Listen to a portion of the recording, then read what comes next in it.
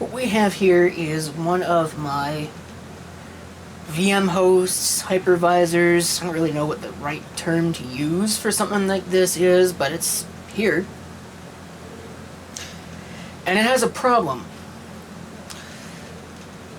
A while back, which is to say several months ago, because there's nothing quite like that getting things done spirit, I noticed some bad sectors on one of my drives, and it happened to be the 3 terabyte drive. And I'm thinking, oh great, I'm going to have to replace this. So I actually ended up getting a replacement, which I have since misplaced, which is wonderful.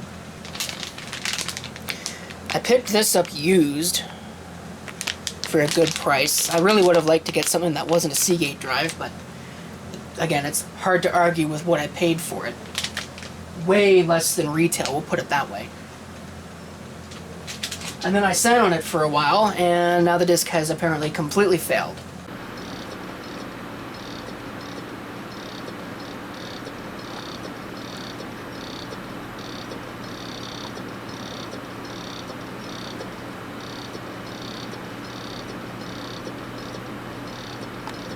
So yes, there's data loss now. Because, once again, there's nothing quite like that getting things done spirit. If I'd have done this earlier, then we wouldn't have had this problem. Now, there is one other thing I would like to do, and that is I would like to replace, there's a 1 terabyte drive in here somewhere that I would also like to pull. But I'm going to go ahead and pull all these cables out first.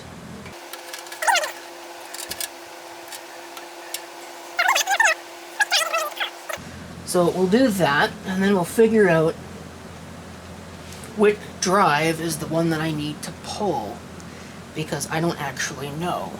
It's about to come out. Seagate, 3 terabyte. This is the disk that failed. I bought this brand new. Yeah, this was a brand new drive. It's not under warranty anymore, I don't believe. But I should check that and see if it had a 5-year warranty. Well, even if it did, that would have expired a couple months ago. Go figure. So that's junk. Now, what's this one? This is a 1.0. I'm going to leave it in there for now, because I don't remember if there's any data on it. But I'm going to actually replace that with a 4.0, because I have some 4 terabyte drives sitting around, so we're going to do that as an upgrade. And I'm going to try and get rid of some of my external drives with this as well. But there is more to this than just that. But let's have a look at the CPU fan. It looks delicious. That looks really good. In fact, let's get a nice close-up on that.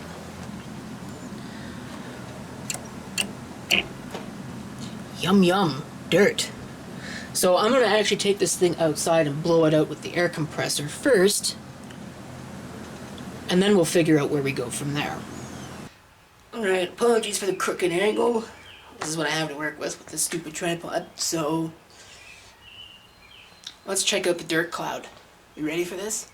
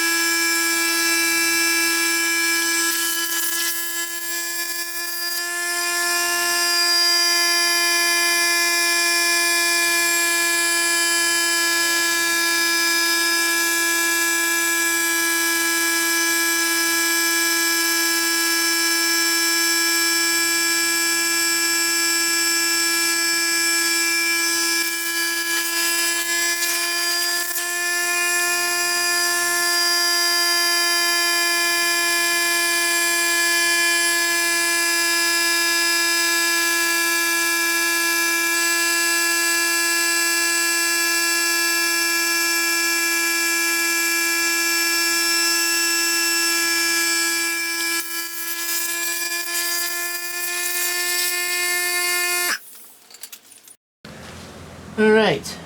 It's not perfect, because there's only so much an air compressor can do, but it's definitely a million times better than it was. I also put a screw in this. So first things first on this, I'm going to go ahead and put in a 4 terabyte drive here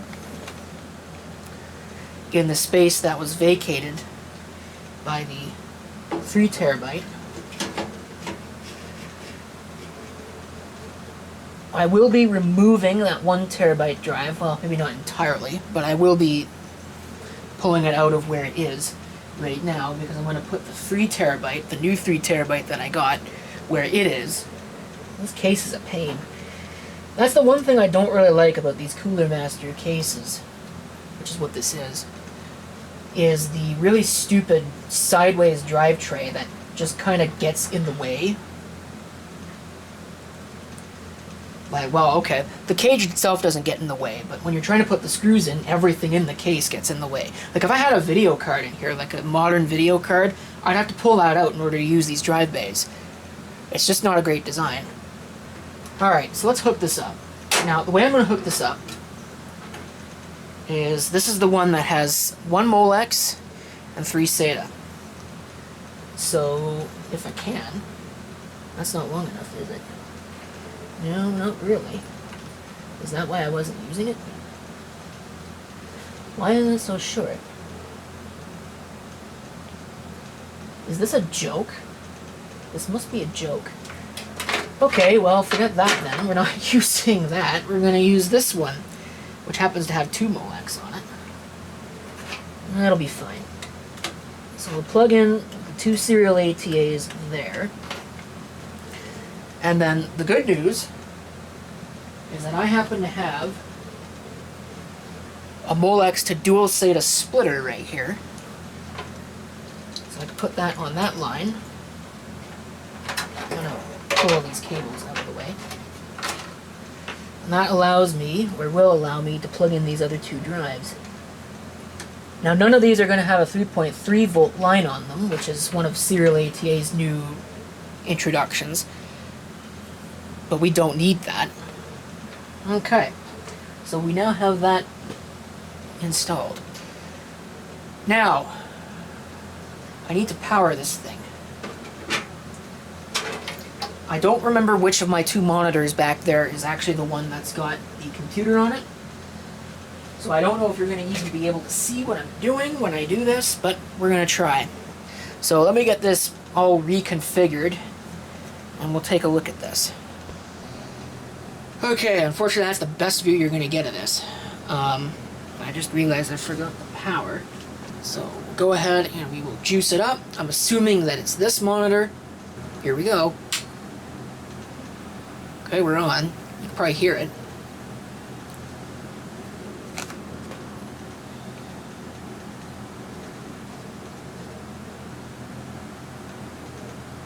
Yeah, it is the right monitor. Okay, good. So it should now boot. It's going to auto log in, which is fine. There's nothing wrong with that. It is running Windows 8.1. I can't wait until I can delete all the comments related to that when I get them. Because it literally doesn't matter, guys. Does it run? Yes. Okay, it's good enough. So, yes, the resolution's bad. I don't think I have a video driver loaded for the video card, which is just some crappy ATI thing with no fan. Just a heatsink. Because I didn't want a fan, because if I had a fan... Oh. Well, that was kind of dumb. I'm missing all of the external USB drives. So, oops. Well, that's fine. So I ought to do... First of all, I want to check... see what's on this. This monitor drives me nuts. It's marked as old, so everything on there is old. So I guess if I want all that stuff back, I can put that in another machine, but... Okay, that's weird. The order is completely wrong in here. Because that's not... No, I do have it right. At least if this is to be believed. So I don't know what this is, so I'm going to just go ahead and delete it. think it was used in something else. Doesn't matter to me. Want to make a new partition, which I can't do for some reason. New simple volume. Doing this without a right click is kind of difficult, as it turns out. Next, next, next. DM2, good. Perform a quick format. I don't really think I need to do anything else. Format that. Hopefully it won't take too long. Well, I'll come back when it's... Oh, now it's done. Huh, look at that. So, let's rescan these disks, and let's see if my disk order actually went back to what it's supposed to be. My end goal is to get rid of a whole bunch of these external things, and the reason why is because, yeah, I don't really need 5 of them on this machine. I'm going to edit my batch files so that way it doesn't run on startup.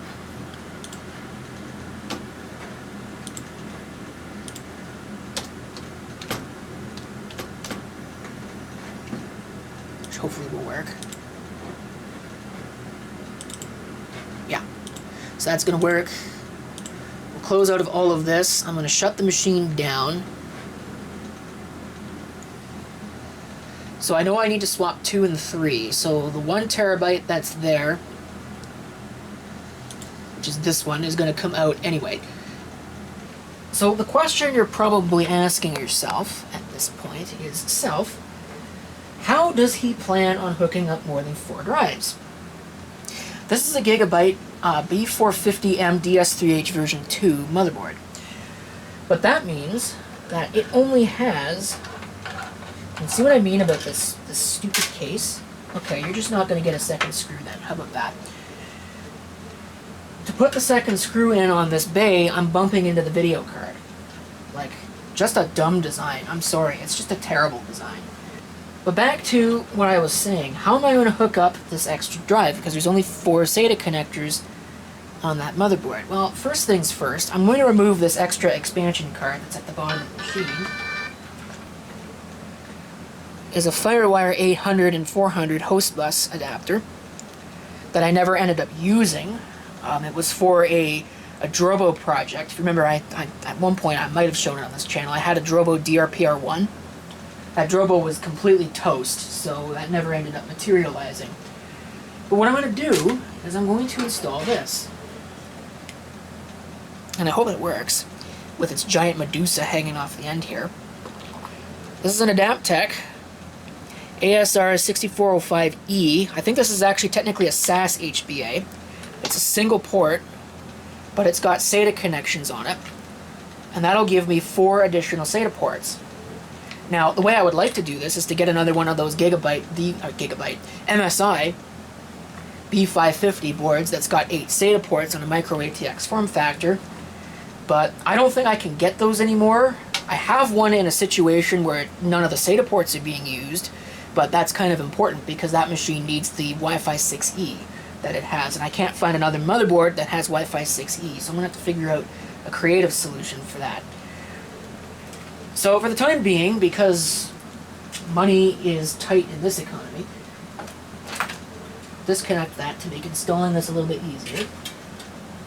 And I will go ahead and install this. There's only 3 PCI Express slots on this motherboard. And again, I'm going to hope this is going to work. I don't know if this is supported under Windows. Every time I've tried an HBA, like I've tried a couple of SATA ones, it hasn't worked. So hopefully this will work. Grab our connector here. Try and plug in this gigantic Medusa thing. Well, it would help if I'd plug it into the right card. Right there. Yeah, this is going to be ridiculous. I don't know that it matters. Well, actually they're numbered. Look at that.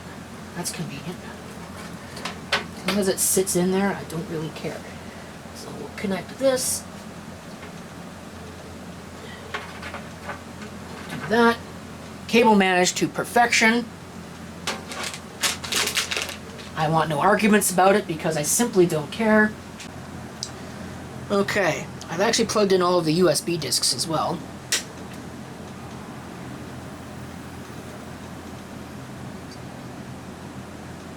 I heard a clunk. That wasn't a good noise. My problem with these USB things is that half of them don't actually start with the computer. And that's why I want to replace them. You can see this is also taking a very long time to boot. A very long time to boot. Don't care about your optimal resolution nonsense. Okay, this should not take this long. What is going on?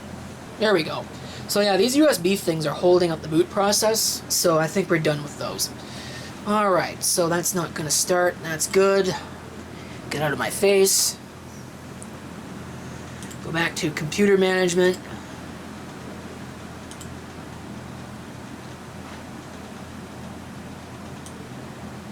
Okay, this is all kinds of screwed up. What happened here?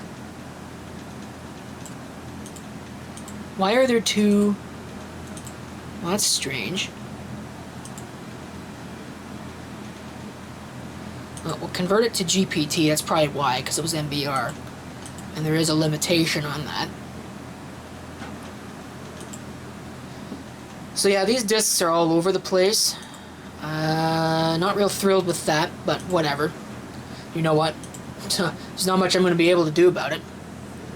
VM4. Call it that. Our disk is showing up. So we have our other drive. You see there. No, this was supposed to be VM2. Oh, screwed that up. The other one was actually supposed to be VM4. Yeah, screwed that up. So here we go. VM4. Good for you. Okay. So now we're good. So our other disk is actually showing up, as we can see here. I do want to go to the device manager and just take a look and make sure. Yeah, Adaptec RAID 6405E, it is actually there. This silicon image thing I can probably get rid of. Well, maybe I'll leave it. No sense in screwing around with too much. So now, one at a time here, with these disks. Where's my 4 terabyte drive? Is that why we're screwed up? I think that's why we're screwed up. I'm missing my 4 terabyte drive. Okay, time for some troubleshooting.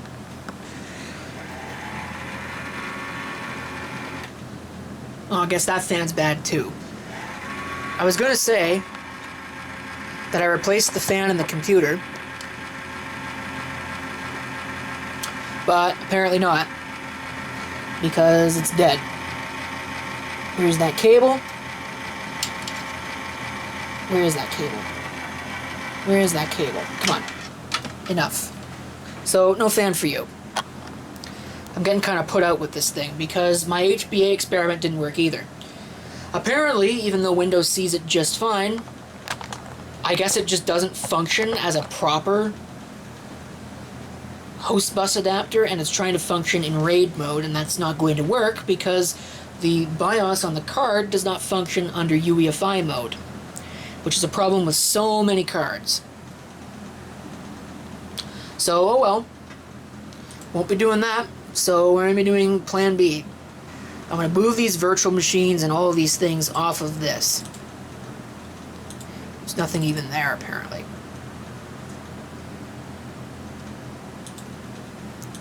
And we'll do it that way. So I'm going to clean these up one drive at a time. And we'll go that route. Go ahead and we'll open up this here, so you can see activity. There is some activity going on. So that's how we're going to do it. And that's that. I will keep one external drive. I don't know which one it's going to be just yet, but there will be one external drive kept. And the other two will go on one disk, 2 will go on the other. That sounds reasonable. Okay, so it's been several hours, and I've done my transfer. I've only got one external USB drive left. Okay, let's put this thing back. Now, unfortunately, the lighting is not going to be all that great, but this should be sufficient. I can just go ahead and it doesn't want to go in for some reason. There we go. I don't know why that was so difficult, but sure. So here is the cable for the second network card. Plugs in down here. I think like that. Yep. I need the VGA. That plugs in right here.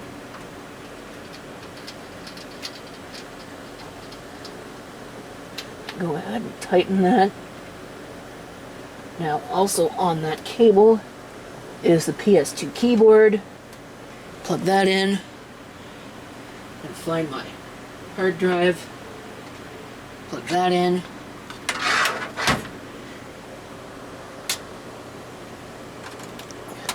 One of the USB 3.0 ports. Then I should have another Ethernet. And this is the primary Ethernet. That should go right here. And then power. Where's my power? Is this my power? Hope this is my power. Well, generally helps if you plug it in the right way. Okay. So I'll set my KVM. We'll power this on. And it's on.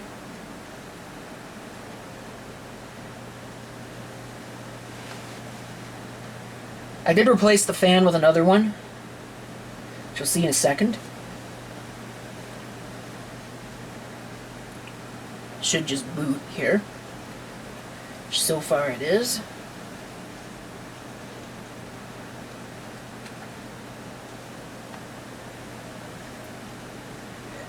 It does actually take it a little bit longer to start now, which is interesting. I don't really know how that managed to happen, but that's fine.